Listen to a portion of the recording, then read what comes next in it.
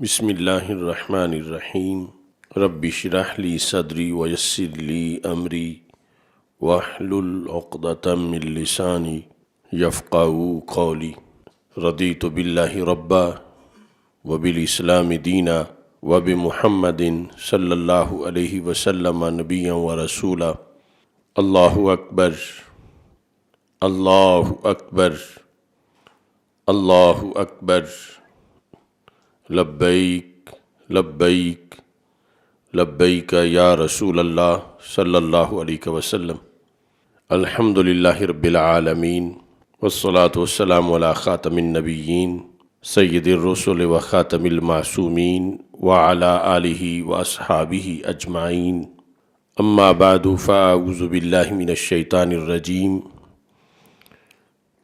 بسم اللہ الرحمن الرحیم۔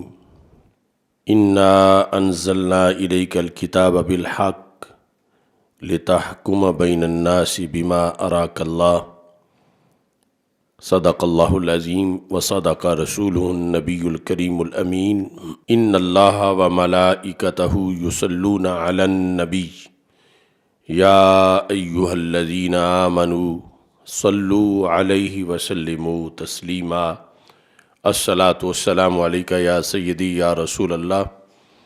وعلی آلک واصحابک یا حبیب اللہ۔ الصلاۃ والسلام علیکہ یا سیدی یا خاتم النبیین وعلی آلک واصحابک یا سیدی یا خاتم المعصومین۔ مولاي صل وسلم دائما ابدا علی حبیبک خیر الخلق کلہم، منزہ عن شریک فی محاسنہ فجوہر الحسن فیہ غیر منقاسم۔ محمد تاج رسل اللہ قاطبۃ، محمد صادق الاقوال والکلم، محمد ذکرہ روح لانفسنا، محمد شکرہ فرد علی الامم۔ رب صلی وسلم دائما ابدا علی حبیبک خیر الخلق کلہم۔ الہی بحق بنی فاطمہ کہ بر قول ایماں کنی خاتمہ، اگر دعوتم رد کنی ور قبول، منو دست و دامان آل رسول صلی اللہ علیہ وسلم۔ اللہ تبارک و تعالی جل جلالہ وعم نوالہ وتم برہانہ وعظم شانہ وجل ذکرہ وعز اسمہ کی حمد و ثنا، اور حضور سرور کائنات مفخر موجودات زینت بزم کائنات دستگیر جہاں غم گسار زماں سید سروراں حامی بے کساں قائد المرسلین خاتم النبیین احمد مجتبیٰ جناب محمد مصطفیٰ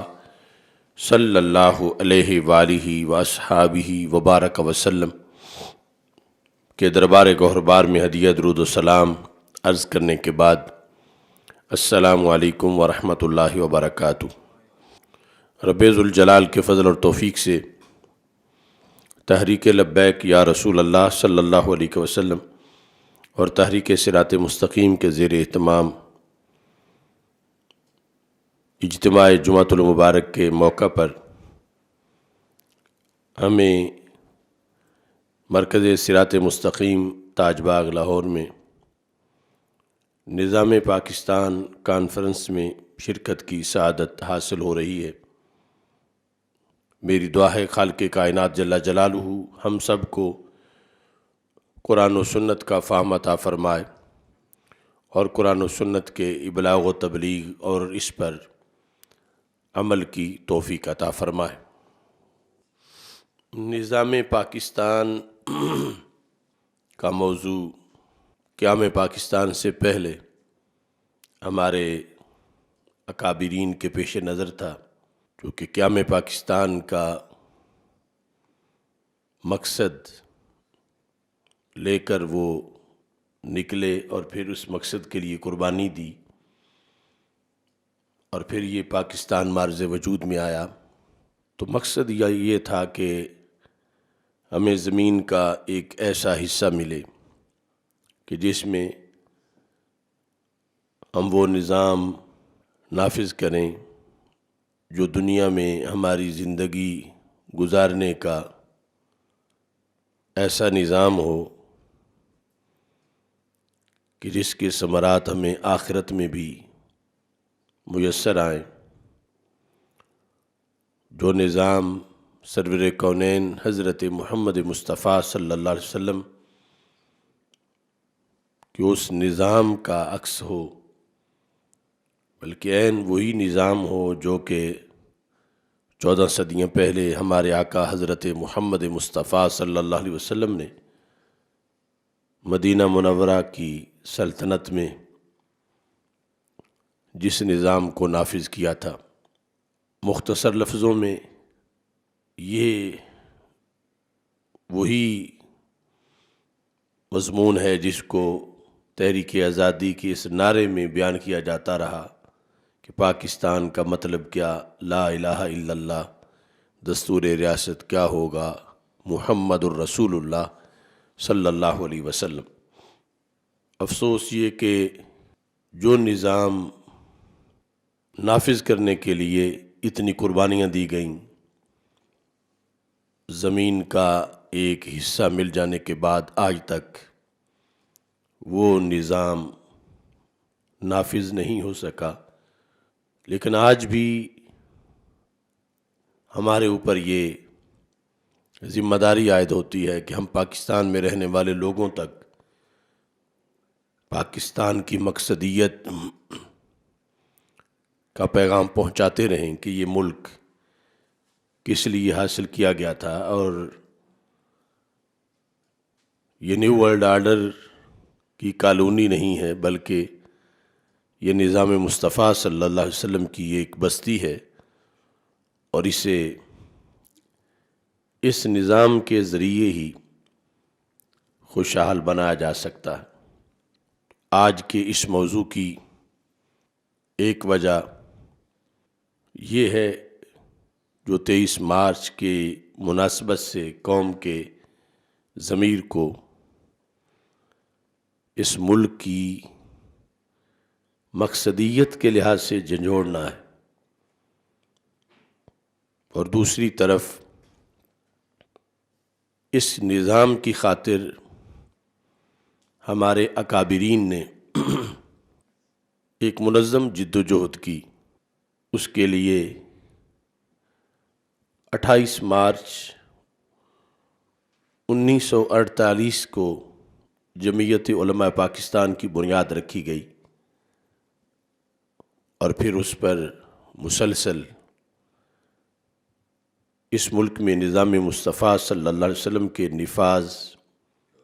کی جد و جہد کی گئی۔ تو ہم اس یوم تاسیس پر ان تمام اکابرین کو خراج تحسین پیش کرنا چاہتے ہیں جنہوں نے اس سلسلہ میں قیام پاکستان کے بعد نظام پاکستان کے لیے جد و جہد کی۔ وہ شیخ الاسلام حضرت خواجہ قمر الدین سیالوی قدس سر العزیز، قائد اہل سنت حضرت علامہ شاہ احمد نورانی صدیقی قدس سر العزیز، مجاہد ملت حضرت مولانا محمد عبدالستار خان نیازی قدس سر العزیز، اور دیگر جتنے اکابرین، کارکنان، ذمہ داران اس قافلے میں شریک ہوئے اور انہوں نے اس سلسلہ میں کاوشیں کیں، ان سب کو آج کے اس موقع پر ہم خراج تحسین پیش کرتے ہیں، اور اس منشور کو، اس دستور کو خراج تحسین پیش کرتے ہیں کہ جس کی بنیاد پر پاکستان میں نظام مصطفیٰ صلی اللہ علیہ وسلم کی اصطلاح بچے بچے کی زبان پر آئی، اور قائد اہل سنت مولانا شاہ احمد نورانی صدیقی رحمۃ اللہ علیہ کی قائدانہ صلاحیتوں سے اسمبلی کے فلور پر اس جماعت نے بڑے تاریخی کارنامے سر انجام دیے۔ اللہ تعالیٰ ان اکابرین کا ایک ایک لمحہ اپنے دربار میں قبول فرمائے، اور خالق کائنات جل جلالہ اس وقت اس زمین پر ہم جو پاکستان کے تحفظ اور پاکستان کے نظریہ کے تحفظ کے مسئول اور ذمہ داران ہیں، ہمیں رب ذوالجلال اپنی ذمہ داریاں نبھانے کی توفیق عطا فرمائے۔ جس دن قوم کو پاکستان کی پاکستانیت کی سمجھ آ جائے گی، اس دن ملک میں انشاءاللہ نظام مصطفیٰ صلی اللہ علیہ وسلم نافذ ہو جائے گا۔ اصل میں اکابرین نے تو خلوص للہیت سے جو جد و جہد کی، اس کی تو کوئی مثال نہیں ملتی کہ جس عہد میں ہم نے یعنی ہمارے اکابرین نے پاکستان بنایا، اس عہد کے اندر عرب دنیا کے علماء، قائدین، مبلغین رشک کرتے رہے کہ ہم عرب ہو کر دین کے لیے چند کلومیٹر علاقہ بھی حاصل نہیں کر سکے، اور ان اجمیوں نے اجمی ہونے کے باوجود کلمہ اسلام کے لیے کس قدر جد و جہد کر کے اتنا بڑا ملک حاصل کیا۔ لیکن یہ عظیم کارنامہ اس وقت تک تشنہ تکمیل ہے جب تک کہ اس میں نظام مصطفیٰ صلی اللہ علیہ وسلم کا نفاذ نہیں ہو جاتا۔ پاکستانیت اصل میں دین مصطفیٰ صلی اللہ علیہ وسلم کا وہ پہلو جو مدنی زندگی میں رسول پاک صلی اللہ علیہ وسلم نے مدینہ منورہ کو سٹیٹ بنا کر امت کو تعلیمات دیں، انہی تعلیمات کی ایک جھلک پاکستان کا اصل راز ہے۔ ہمارے دین میں دین کا مقصد اور دین کا جو پیغام ہے، اس میں اللہ تعالیٰ کا فرمان ہے انا انزلنا الیک الکتاب بالحق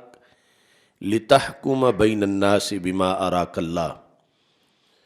محبوب صلی اللہ علیہ وسلم، ہم نے آپ کی طرف کتاب کو نازل کیا کس لیے؟ کہ آپ حکومت کریں، لتحکم، تاکہ آپ حکم چلائیں، آپ آرڈر دیں، بین الناس، لوگوں کے درمیان کس چیز کا آرڈر دیں؟ بما اراک اللہ، جو رب نے تجھے دکھا دیا ہے، جو رب نے تجھے پڑھا دیا ہے، جو رب نے تجھے سکھا دیا ہے۔ اے محبوب، آپ وہ لوگوں کے فیصلوں میں اسے نافذ کریں، لوگوں کے معاملات میں اسے نافذ کریں۔ تو ہمارے آقا صلی اللہ علیہ وسلم جس طرح کے کلمہ پڑھانے آئے تھے، کفر مٹانے آئے تھے، ایمان سے سینوں کو منور کرنے آئے تھے، ایسے ہی کلمہ پڑھنے والوں کے درمیان حکومت کرنے بھی آئے تھے، جو نص قرآنی ہے۔ اور پھر اس حکومت کو ماننا شرط ایمان قرار دیا گیا۔ فلا وربک لا یؤمنون حتی یحکموک فیما شجر بینہم ثم لا یجدوا فی انفسہم حرجا مما قضیت ویسلموا تسلیما، کہ میرے محبوب صلی اللہ علیہ وسلم،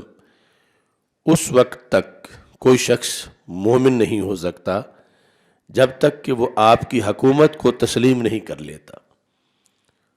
حکومت کو اتنا تسلیم کرے، اتنا تسلیم کرے کہ زبان تو کیا، دل میں بھی اس حکومت کے خلاف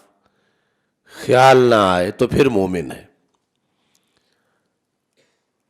اگر رسول پاک صلی اللہ علیہ وسلم کے فیصلوں کا ادب زبان سے تو کرتا ہے مگر دل میں سوچتا ہے معاذ اللہ کے نظام مصطفیٰ صلی اللہ علیہ وسلم کا یہ پہلو اچھا نہیں، یا معاذ اللہ اس سے دوسرا فلاں پہلو اچھا ہے، یا اگر فلاں طریقہ ہوتا تو پھر زیادہ اچھا ہوتا، تو اللہ فرماتا ہے یہ اتنا بڑا جرم ہے کہ یہ بندہ پھر مومن ہی نہیں۔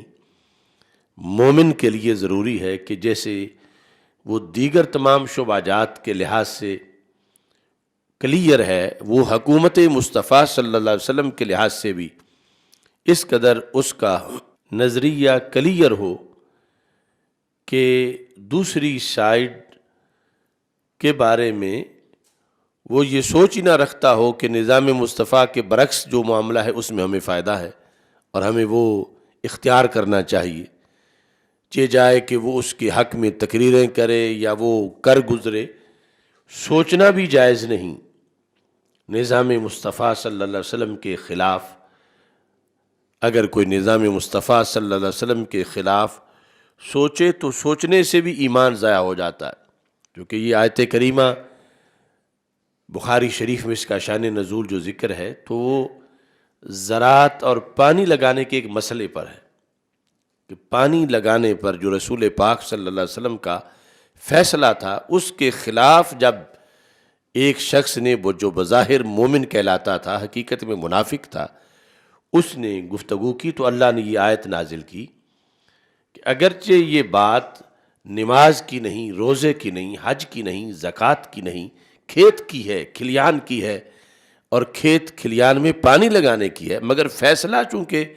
آمنہ کے لال حضرت محمد مصطفیٰ صلی اللہ علیہ وسلم کا ہے، تو آپ کا یہ فیصلہ جو پانی لگانے کے معاملے پر، کھیت میں پانی لگانے کے معاملے پر، اس پر بھی ایمان ضروری ہے۔ اگر اس کے خلاف کوئی سوچتا ہے تو اس کی نمازیں قبول نہیں، اس کے روزے قبول نہیں، وہ مومن ہی نہیں۔ مومن تب ہوگا کہ جب وہ ان دنیاوی معاملات میں جو نظام مصطفیٰ صلی اللہ علیہ وسلم ہے اس کو مکمل فالو کرے، اس پر اعتماد رکھے، اس پر ایمان لائے، تو پھر اس کو مومن قرار دیا جائے گا۔ یعنی یہ نص قرآنی ہے، اللہ کا فیصلہ ہے۔ حقیقت میں یہ ہے کہ عام بندے کو کسی بندے پر حکومت کرنے کا حق نہیں۔ ان الحکم الا للہ، یہ حکم اللہ کا ہے، راج کرنا، حکومت کرنا یہ اللہ کا وصف ہے۔ پھر اللہ نے رسول پاک صلی اللہ علیہ وسلم کو یہ منصب عطا کیا، آپ صاحب شریعت ہیں، آپ کا راج ہے، آپ کا نظام ہے۔ اسی بنیاد پر پھر نظام الہی کو نظام مصطفیٰ صلی اللہ علیہ وسلم سے تعبیر کیا جاتا ہے۔ اور کلمہ پڑھنے کا آسان سا مطلب یہ ہے کہ جو کلمہ گو ہے وہ کلمہ پڑھ کر اس بات کا اعتراف کر رہا ہے کہ میں زندگی اللہ اور اللہ کے رسول صلی اللہ علیہ وسلم کے نظام کے مطابق بسر کروں گا۔ اتنا بڑا حلف اٹھا رہا ہے ایک بندہ مومن ہو کر، دائرہ اسلام میں داخل ہو کر، اور یہ حلف اس سے ہر اہم موقع پر لیا جاتا ہے۔ اب دیکھیں، ایک بڑی بندگی اسلام کے اندر حج ہے، جس کے بڑے لوازمات ہیں، خصوصی وردی ہے، احرام ہے، سفر ہے، معین وقت ہے، مشاعر ہیں، مقدس مقامات،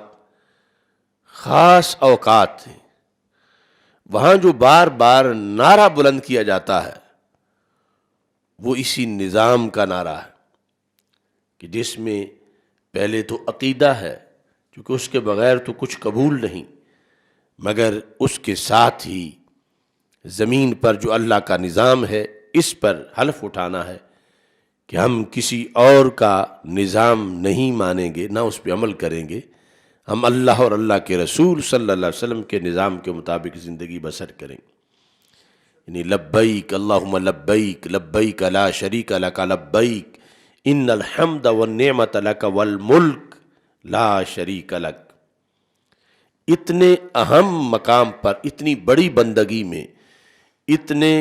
مقدس اوقات میں، وردی کے اندر، احرام کے اندر بار بار کس چیز کا اقرار کروایا جا رہا ہے کہ جہاں یہ کہ اللہ کا کوئی شریک نہیں، جہاں یہ کہ ساری تعریفیں اللہ کی ہیں، وہاں یہ کہ ملک بھی اسی کا ہے۔ ان الحمد والنعمت لک والملک، یہ ملک ماننا کہ اللہ کا ملک ہے، اللہ کا راج ہے، اللہ کی حکومت ہے، اور پھر جب اللہ کی ہے تو اللہ کے رسول صلی اللہ علیہ وسلم کی ہے۔ محبوب و محب میں نہیں میرا تیرا، اس لیے رسول پاک صلی اللہ علیہ وسلم نے فرمایا وَاعْلَمُوا أَنَّ الْأَرْضَ لِلَّهِ وَلِرَسُولِهِ، کہ ساری زمین اللہ کی ہے اور اللہ کے رسول صلی اللہ علیہ وسلم کی ہے۔ تو ملک کے لحاظ سے عبادت تو صرف اس کی ہے، لیکن ملک میں اس نے زمین ساری کی ساری اور اس کا ہر چپا بیک وقت وہ ملک خدا بھی ہے، ملک مصطفیٰ بھی ہے صلی اللہ علیہ وسلم۔ اس بنیاد پر اس نظام کے لیے صدیوں جد و جہد کی برصغیر کے مسلمانوں نے کہ ہماری عبادت میں، ہمارے دین میں، ہمارے کلمے میں جو چیز ہے، ہمیں اس پر عمل ہم تب کر سکتے ہیں جب زمین اپنی ہو، اپنی زمین نہ ہو تو اس پہ عمل نہیں ہو سکتا۔ تو ہمارا دین جو ہے اس میں یہ ہے کہ ہماری زمین اپنی ہو، یعنی حقیقت میں تو ہے ہی جب ہمارے اللہ کی اور ہمارے رسول صلی اللہ علیہ وسلم کی ہے، تو باقی سب جس نے بھی قبضہ کیا ہے وہ قبضہ گروپ ہے، وہ مالک نہیں۔ مالک وہی ہوگا جو ان ہستیوں کا کلمہ پڑھے گا، اللہ اور اللہ کے رسول صلی اللہ علیہ وسلم کا۔ اس بنیاد پر یہ ظاہری طور پر بھی اس زمین کو آزاد کر کے کہ ہم اپنے اللہ اور اپنے رسول صلی اللہ علیہ وسلم کے دیے حکم کے مطابق پورا دین مان ہی تب سکتے ہیں جب اپنی زمین ہو۔ تو دین کو زمین چاہیے، اس نعرے پر تقریریں ہوتی رہیں، صدیوں ممبروں پر لوگوں کو تیار کیا جاتا رہا، تب جا کے پاکستان کے لیے اتنا بڑا فیصلہ ہوا اور اتنا بڑا کارنامہ سر انجام دیا گیا۔ لیکن پاکستان بنانے کے بعد آج یعنی دین کے لیے جو زمین تھی، اس زمین پہ پھر آگے انگریز کے چھوڑے ہوئے لوگ قابض ہوئے ان کرسیوں پر، ان ایوانوں پر، اور دین پھر محدود ہے۔ آج وہ قرآن مجید مسجد کی، مدرسہ کی الماریوں تک، اور اس کا نظام نافذ نہیں۔ تو نظام پاکستان، قیام پاکستان سے پہلے ذہنوں میں تھا کہ یہ نظام ہوگا، اور قیام پاکستان کے بعد آج بھی نظام پاکستان جو ہے وہ قرض ہے اور اسے نافذ نہیں کیا جا رہا۔ ایک طرف تو یہ آیات جو میں نے آپ کے سامنے پڑھی یہ، اور دوسری طرف ہمارے آقا صلی اللہ علیہ وسلم کا فرمان ہے جس کو امام بغوی نے شرح السنہ میں روایت کیا۔ آپ صلی اللہ علیہ وسلم ارشاد فرماتے ہیں لا یؤمن احدکم، تم میں سے کوئی بندہ اس وقت تک مومن نہیں ہو سکتا، یعنی اہل ایمان کو خطاب ہے،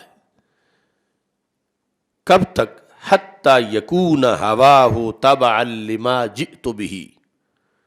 اس وقت تک تم میں سے کوئی صحیح مومن نہیں ہو سکتا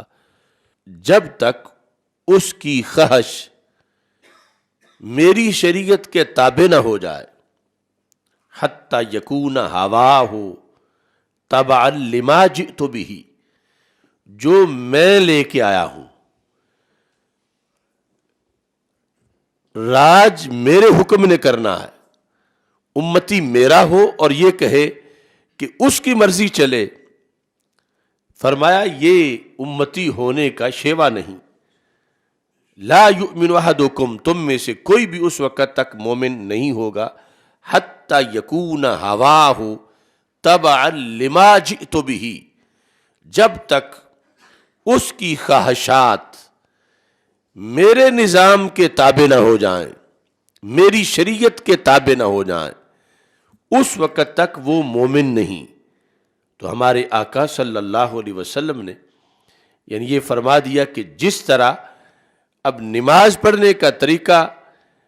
تم میرا بتایا ہوا لے کر مجھے اور میرے اللہ کو راضی کر سکتے ہو، تم گھڑ کے اپنا طریقہ نہیں بنا سکتے، روزے کا تم اپنا طریقہ نہیں بنا سکتے، حج کا تم اپنا طریقہ نہیں بنا سکتے، ایسے ہی دکان پہ سودا بیچنے کا تم طریقہ اپنا نہیں بنا سکتے، ایسے ہی کاشتکاری زراعت تجارت کے طریقے تم اپنے نہیں بنا سکتے،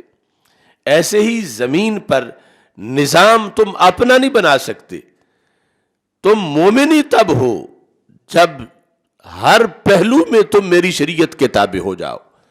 اگر میری شریعت کے پیروکار تم بنو گے تو پھر تم مومن ہو، اور اگر میری شریعت کے پیروکار تم نہیں بنتے تو پھر تم مومن نہیں۔ اب اس میں کوئی آدھا پیروکار بنتا ہے، کوئی پونا پیروکار بنتا ہے۔ آج یہ بھی تو نعرے اس ملک میں بھی بلند ہوئے کہ دین ہمارا اسلام ہے اور سیاست ہماری سوشلزم ہے، یا فلاں چیز ہماری فلاں کی طرف سے ہے،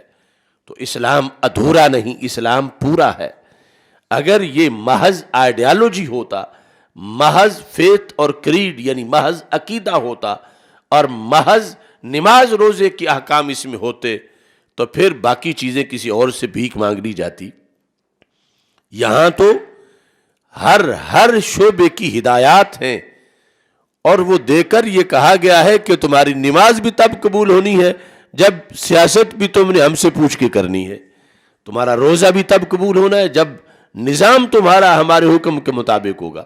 ہماری شریعت کے مطابق ہوگا۔ لا یؤمن احدکم، چونکہ ایمان ہوگا تو نماز ہوگی، ایمان ہوگا تو ہر نیکی قبول ہوگی، اور اس ایمان کے لیے یہ ضروری ہے کہ حتی یکون ہواہ تبعا لما جئت بہ۔ سرکار فرماتے ہیں جو میں لے کے آیا ہوں، اور میں کامل دین لے کے آیا ہوں، میں دنیا کے ہر شعبے کی روشنی لے کے آیا ہوں، میں دنیا میں ہر شعبہ کیسے چلایا جائے اس کی ہدایت لے کر آیا ہوں، اس کا قانون لے کر آیا ہوں، اس کا نظام لے کر آیا ہوں۔ تو تم میں سے وہی شخص مومن ہے کہ جو ان ساری چیزوں میں میرے دین کے تابع ہے، نماز میں بھی، عبادات میں بھی، معاملات میں بھی، نظام میں بھی وہ میرے دین کے تابع ہے، تو پھر وہ مومن ہے۔ یہ فتویٰ کسی مفتی کا نہیں، خود بارگاہ رسالت صلی اللہ علیہ وسلم سے یہ حکم دیا گیا ہے۔ تو آج یعنی کتنی آوارہ گردی ہے فکری طور پر، یعنی کوئی کہتا ہے یہ میرا سیاسی قبلہ ہے، پارلیمنٹ ہمارا سیاسی قبلہ ہے، کوئی یہ میرا سیاسی مرشد ہے۔ یہ سارے مرشد جو ہیں وہ ذات رسول صلی اللہ علیہ وسلم میں ہر جہت کا ارشاد وہاں سے ہے، اور وہاں سے ہٹ کر اگر کوئی دوسرا کوئی شعبہ اختیار کرتا ہے تو سرکار فرماتے ہیں، اور اللہ فرما رہا ہے قرآن مجید میں کہ لا یؤمنو، اس میں بھی یہی ایمان جو ہے اس کی نفی کی گئی ہے، اور یہاں بھی ایمان کی نفی کی گئی ہے حدیث شریف کے اندر۔ عذر یہ فلا وربک لا یؤمنون حتی یحکموک، محبوب آپ کی حکومت نہیں مانیں گے تو مومن نہیں ہیں۔ اور ادھر سرکار دو عالم صلی اللہ علیہ وسلم یہ ارشاد فرما رہے ہیں کہ لا یؤمن احدکم حتی یکون ہواہ، دل کی تمنا، یعنی آج کوئی کہتا ہے ٹھیک ہے قرآن یہ ہے لیکن میں یہ چاہتا ہوں، کوئی کہتا ہے ٹھیک ہے حدیث میں یہ ہے مگر میں یہ چاہتا ہوں، ٹھیک ہے نظام مصطفیٰ صلی اللہ علیہ وسلم میں یہ ہے مگر میں یہ چاہتا ہوں۔ اب یہ کفر ہے کہ قرآن میں ہے مگر میں یہ چاہتا ہوں، یہ میں یہ چاہتا ہوں قرآن کے مقابلے میں کہنا، حدیث کے مقابلے میں کہنا، دین کے مقابلے میں کہنا۔ اسی تو سرکار نے فرمایا کہ تم اپنی خواہش کو قربان کرو دین کے سامنے تو پھر تم مومن ہو۔ اگر تم اپنی خواہش بھی رکھتے ہو اور پھر اسے ترجیح دیتے ہو کہ ٹھیک ہے قرآن الماری میں بند رہے اور ہم فیصلہ کرتے وقت اپنی خواہش سے فیصلہ کرتے ہیں، یہ معاذ اللہ اپنی ول پاور سے، اپنی مرضی سے، تو نظام پاکستان میں سر فہرست یہ ہے حکم اللہ کا ہے، اللہ کے رسول صلی اللہ علیہ وسلم کا ہے، نیابتاً پھر جو ان کو ماننے والے ہیں ان کو حکم دیا جاتا ہے، وہ حامل بنتے ہیں۔ اور انہیں پھر یہ سوچنا ہے کہ جب ان کو اتنا بڑا منصب دیا گیا ہے تو اس منصب کی شرطیں ہیں، اور اس شرط کے مطابق پھر انہوں نے اپنا نظام جو ہے وہ سارا چلانا ہے، اور اس کے مطابق آگے سارے فیصلے کرنے ہیں۔ جس وقت اطیعوا اللہ و اطیعوا الرسول و اولی الامر منکم، اب یہ اولی الامر منکم جو ہے اس کی اطاعت دین میں رکھی گئی، لیکن اس وقت کہ وہ خود ان دو ذاتوں کی اطاعت میں پہلے نمبر پر ہوگا اپنے عہد میں، تو پھر خلق کے خدا بھی ان کی اطاعت کرے گی۔ اس بنیاد پر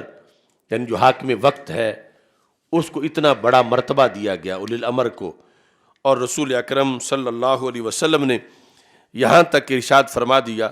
جو صحیح مسلم شریف میں موجود ہے، میرے آقا صلی اللہ علیہ وسلم سے ابو ہریرہ رضی اللہ تعالیٰ عنہ روایت کرتے ہیں، فرمایا من اطاعنی فقد اطاع اللہ، جس نے میری اطاعت کی اس نے اللہ کی اطاعت کی، ومن یعصنی فقد عصی اللہ، جس نے میری نافرمانی کی اس نے اللہ کی نافرمانی کی، ومن یطع الامیر فقد اطاعنی، جس نے امیر کی اطاعت کی اس نے میری اطاعت کی، ومن یعص الامیر فقد عصانی، جس نے امیر کی نافرمانی کی اس نے میری نافرمانی کی۔ اب یہ امیر یعنی امیر المومنین حاکم وقت مسلمانوں کا، اس کو بھی آگے حکم چلانے کے لیے یعنی جن جن امور میں کہ جہاد کے لیے کب نکلنا ہے، یہ کام کب کرنا ہے، باقی کچھ چیزیں تو فکس ہیں، وہ قرآن میں ہے، سنت میں ہے، عارضی امور کے اندر پھر یہ حکم دے گا اور دوسرے اس کا حکم مانیں گے، مگر یہ حکومت اس کی تب چلے گی جب یہ خود اللہ اور اللہ کے رسول صلی اللہ علیہ وسلم کے حکم پر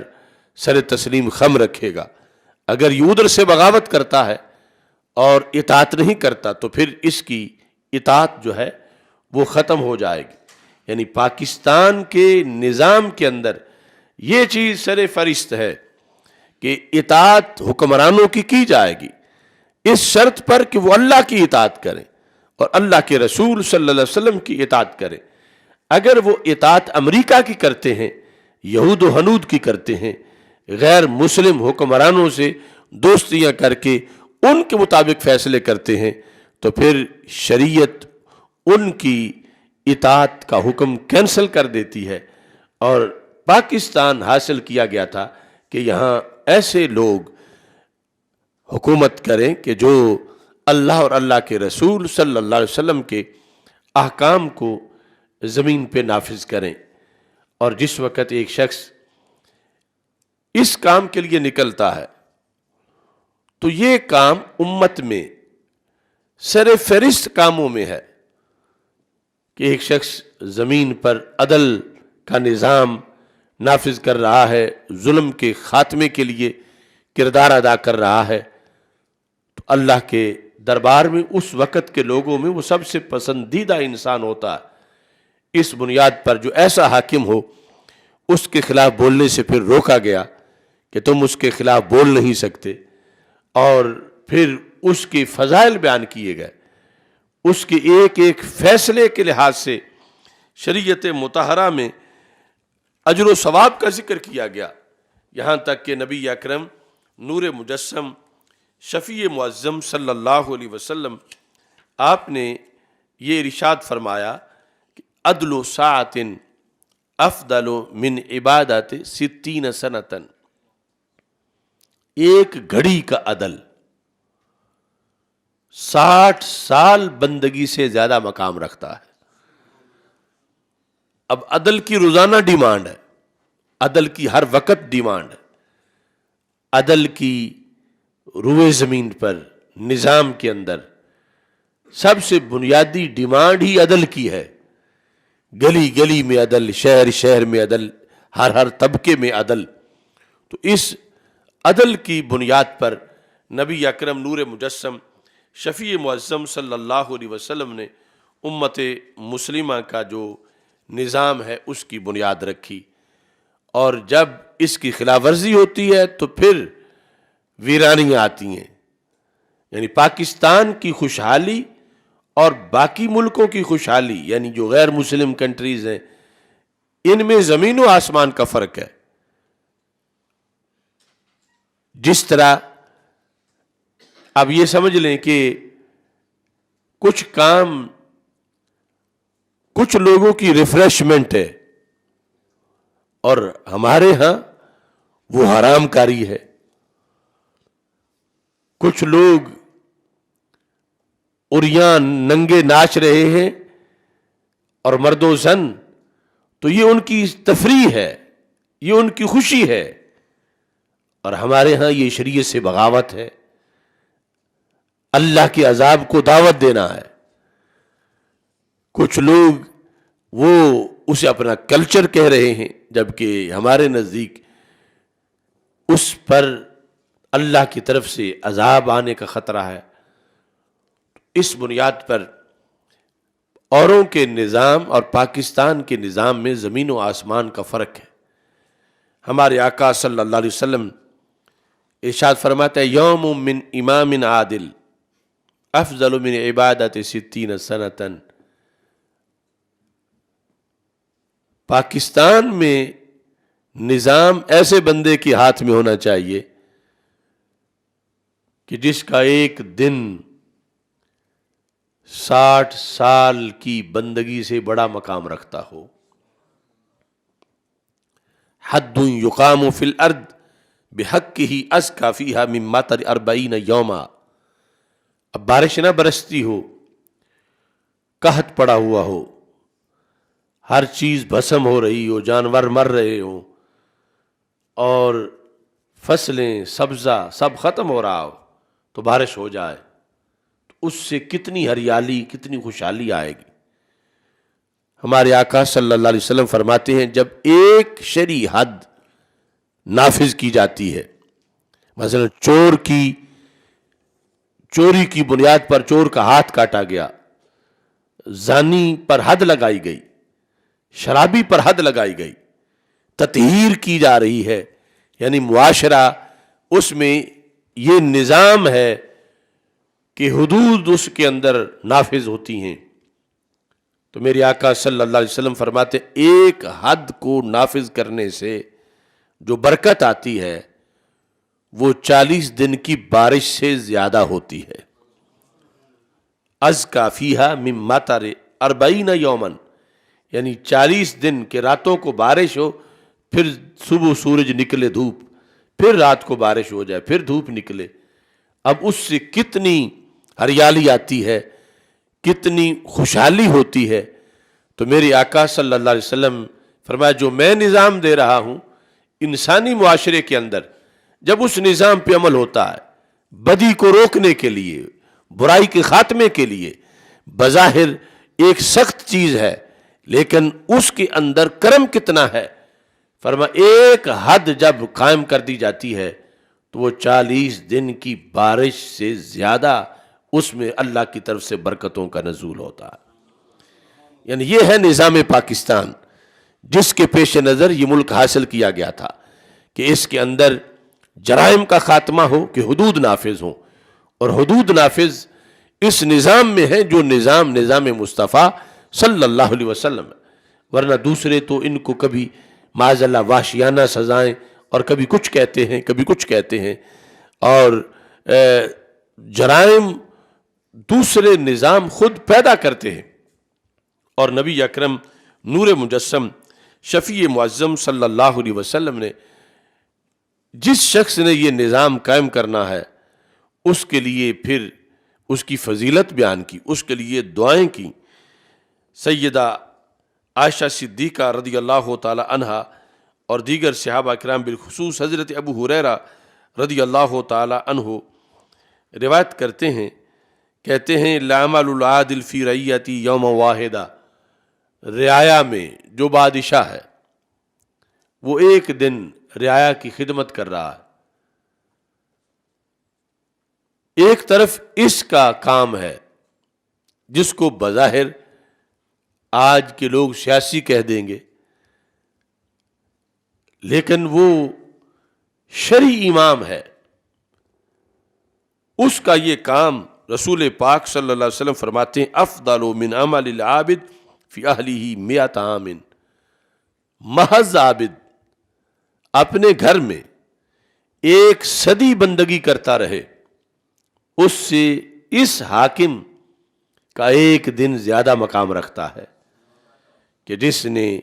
رعایا کے مسائل سنے، عدل قائم کیا،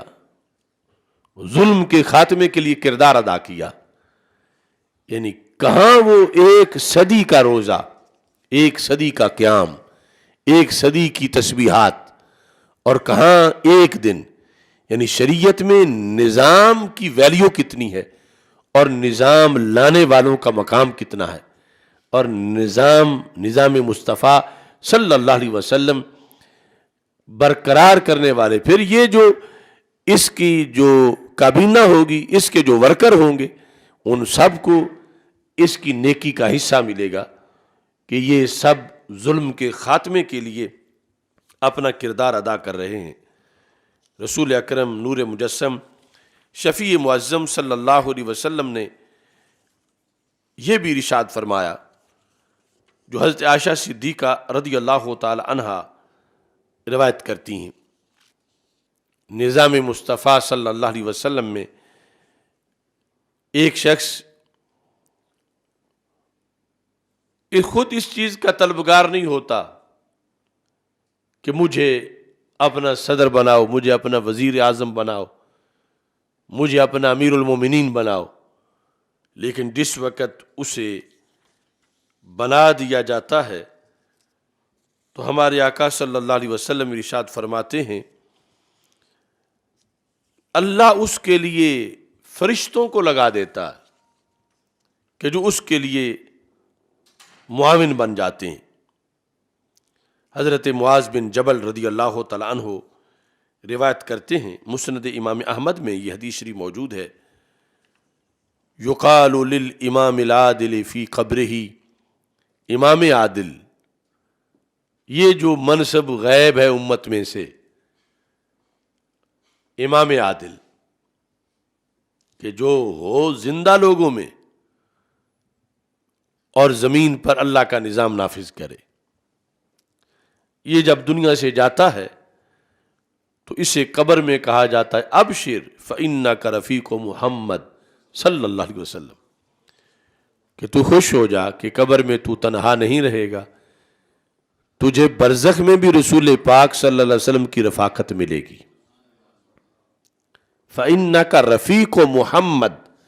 صلی اللہ علیہ وسلم۔ اور دوسرے مقام پر سیدہ عائشہ صدیقہ رضی اللہ تعالی عنہا روایت کرتی ہیں کہ رسول پاک صلی اللہ علیہ وسلم ارشاد فرماتے ہیں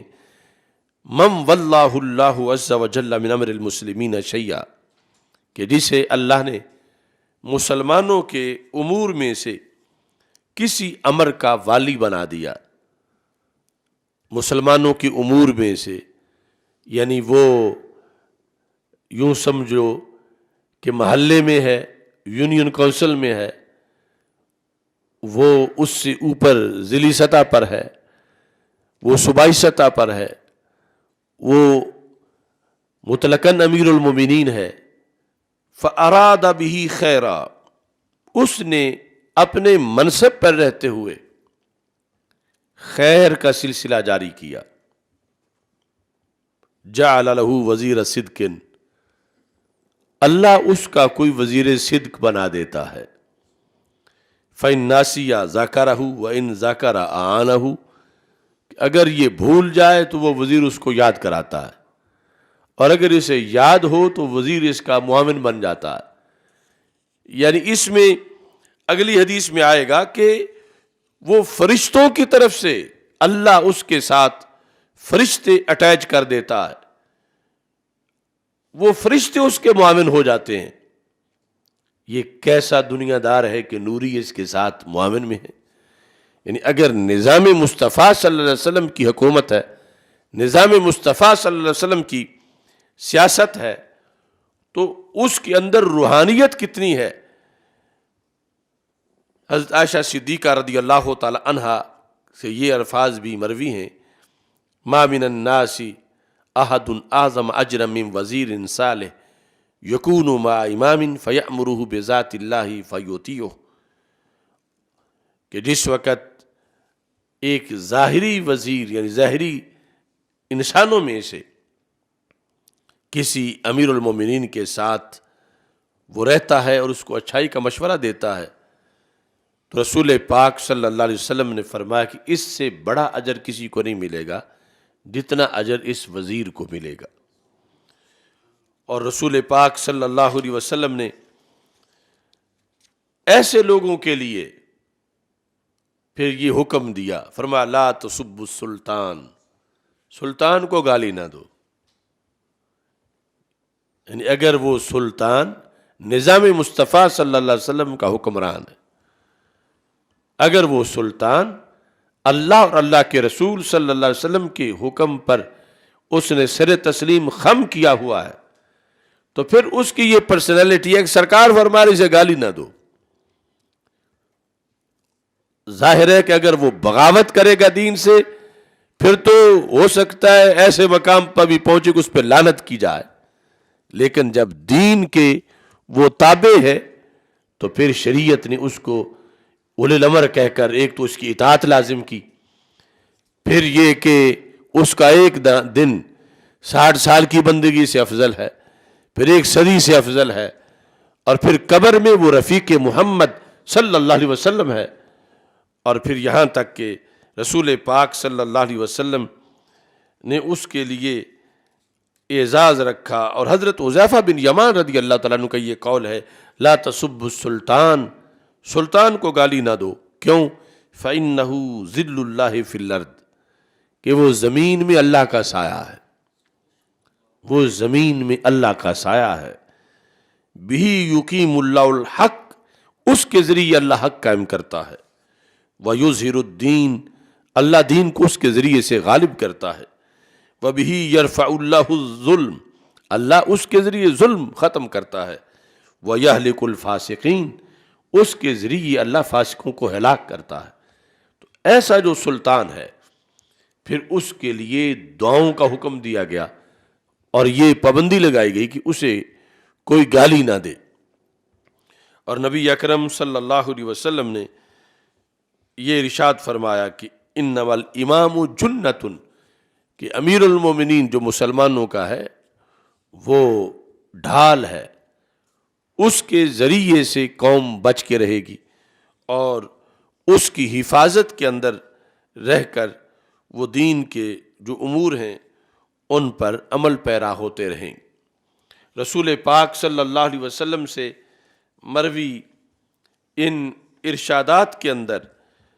یہ بھی ہے کہ جس وقت کوئی مانگ کے نہیں لیتا بلکہ اسے بنا دیا جاتا ہے، تو خالق کائنات اس کے ساتھ ایک فرشتے کو کھڑا کر دیتا ہے جو اس کے لیے محنت کرتا ہے، معاون بنتا ہے، اور اگر وہ خود چھین کے لیتا ہے، مانگ کے لیتا ہے، تو وکل الی نفسہ، پھر اسے اسی کے سپرد کر دیا جاتا ہے۔ تو یہ چند احادیث اور آیات جو آپ کے سامنے اس وقت پیش کی ہیں، اس سے یہ مقصد ہے کہ قوم کے ذہنوں میں مسلسل یہ آواز پہنچائی جائے۔ ہمارے عرف میں سیاست کا مفہوم بھی غلط سمجھا جا رہا، خلافت کا مفہوم بھی غلط سمجھا جا رہا، پاکستان کی پاکستانیت کا مطلب بھی غلط سمجھا جا رہا ہے۔ یعنی تب یہ سارے حالات ہیں کہ جو عوامی نمائندے ہیں وہ بھیڑ بکریاں بنے ہوئے ہیں، تب یہ ہے کہ جو عدم اعتماد لا رہے ہیں وہ خود کتنے عدم اعتماد کے مستحق ہیں۔ یہ لوگ باری باری پاکستان کو لوٹنے والے ہیں،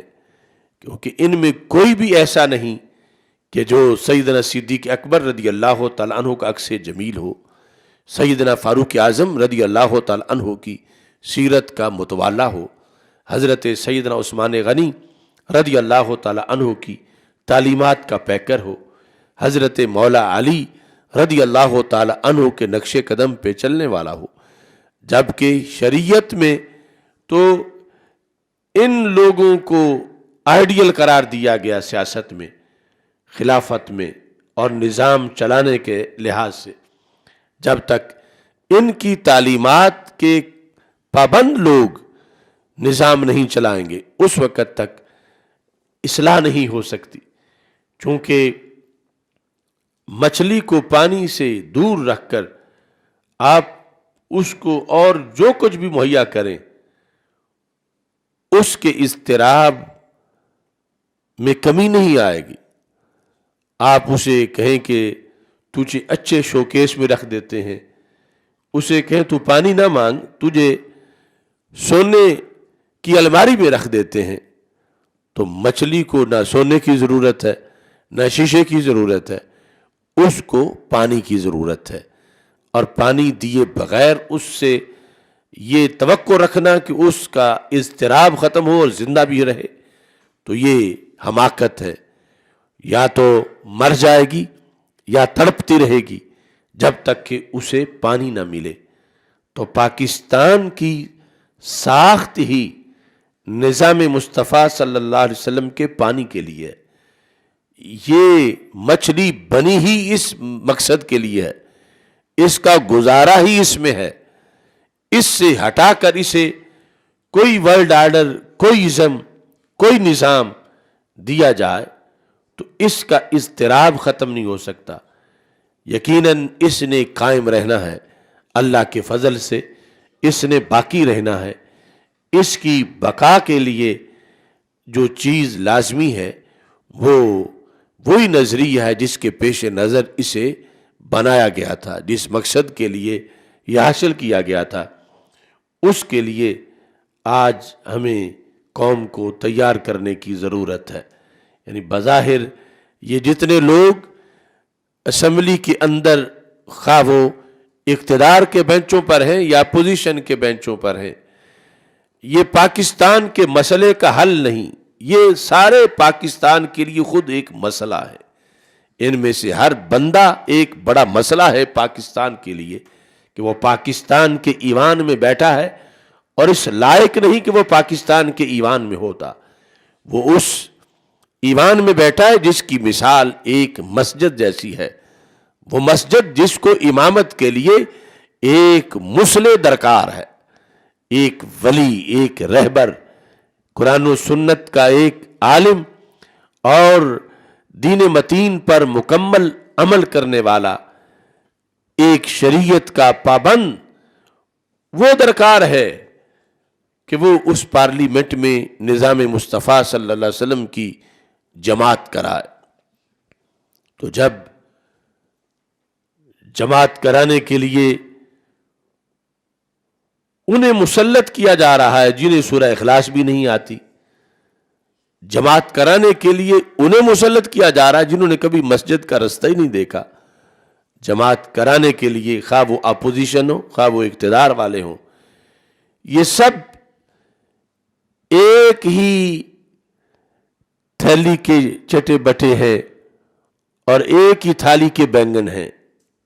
اور ایک ہی کھوٹے سکے کے مختلف روپ اور رخ ہیں۔